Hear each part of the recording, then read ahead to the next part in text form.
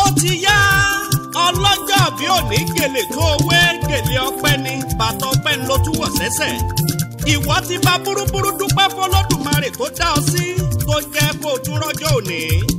Fúnmiláyọ̀ Àjọkẹ́ Adé ó yá gbéra ńlẹ̀ ijó ọpẹ́ yá. gbọ́wọ́ ọjọ́ gẹ́gẹ́ kò sí fòyà. aya Odùsànyà máa dá kọ̀jọ̀kọ̀jọ̀ gbogbo ohun tó kójọ òní jò dànù. ó ti yá fakọyọ jẹ́ kí wọ́n rọ́lọ́ ọlọ́run. èyí yàtọ̀ nínú oore láyé ẹ̀dá ọjọ́ tá a bí ní is a special day. Olúwa Fúnmiláyọ̀ aya Odùsànyà. àwọn ọmọ rẹ ò ní pẹ̀dé torí gbogbo ọmọ tákàrà bá kó wọnú epo náà ní kó bọ̀. ó ti yá máa ṣàbí ọlọ́jọ́ bí òní. òkè lẹ́múrú sí ọlá rẹ òní wálẹ̀. màmá Ayọ̀mídé Tèmítọ́pẹ́ Mọ́rẹ́níkejì iṣu ọmọ ajiná fún ẹ̀jẹ̀ òní lùgbàdì àrùn kòrónà.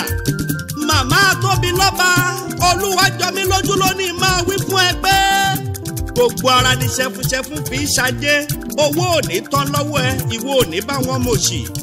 ọlọ́jọ́ bí òní ọmọ rẹ Olúwafẹ́mi Ọbalolúwa ló ní kí n máa pé mọ́mì ẹ̀ ní síìkì ẹ̀ ní wíìkì ẹ̀ ní líìkì ẹ ó máa mu mílíìkì ni ẹ ó sì máa mìlíkì. ó ti yá ọmọ wọn lẹ́rìn Ìjẹ̀ṣà. happy birthday to you.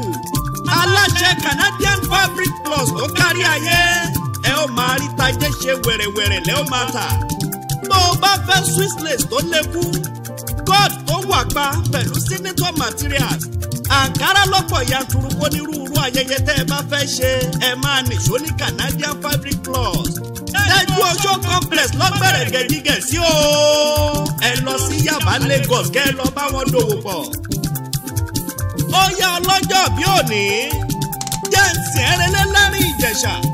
ẹ̀yin lọ́mọ òkúta mẹ́ta òkè lópì. ọ̀kan gbẹ́ni ṣubú ọ̀kan wí kí ní arọra ọ̀kan wí ìjà kí ní ìjà rẹ̀gẹ̀dẹ̀. yèsí rán mi lóde òru mo wí ọ̀sẹ́ ni rán mi lóde òru mo wí ẹ̀mí ti kára mi ló rán mi lóde òru. ẹ̀yin lọ́mọ wá ọmọ ẹkùn ọmọ òrìṣà ọmọ òtẹ́rù òní àbísóyè òní ọba òde òní òrìṣà òkè jẹ́mi dàbí olúlé òní àdẹ́gbà fífún yọkọ olófin òsì láàfin ṣe ọ̀kan sọ́bì nínú rẹ̀ ọmọ sọ̀kò bórùlékè tó bá lé ọmọ wálẹ̀ mú lọ́fìn. ẹ̀yin lọ́mọ lámìrìn kí jìgì àgbàrá òjò kẹ́ bá ní lòdì kó bá lè jẹ́ ọ ní lọ. ọmọ olùkọ̀tọ̀ gbọ́ọ̀ ní ọmọ olùkọ̀tọ̀ fún pẹ̀rẹ̀rẹ̀ òdì rẹ̀ ó wí kó wó rọgọ́rùn-ún apọ́ bí ọ̀lọ̀ yọ̀yọ̀ ẹ̀rọ ìkí náà jẹ̀kí ó bùkún lórí aṣọjọ́ gègèdè ibẹ̀ náà bí bàbá rẹ̀ ọmọ adébọ̀kun ṣòwò àdòdóbọ̀ ẹlẹ́yìnkùlé àdéwúre ẹni òrìṣà òkè jẹ́milà bí olúlé tọ́ngọrọ ẹlẹ́yìnkùlé páànù ẹni obìnrin kò lọ́nà kó sunkún ojú ní kì í sọkọ ni àṣàlẹ̀ ọni.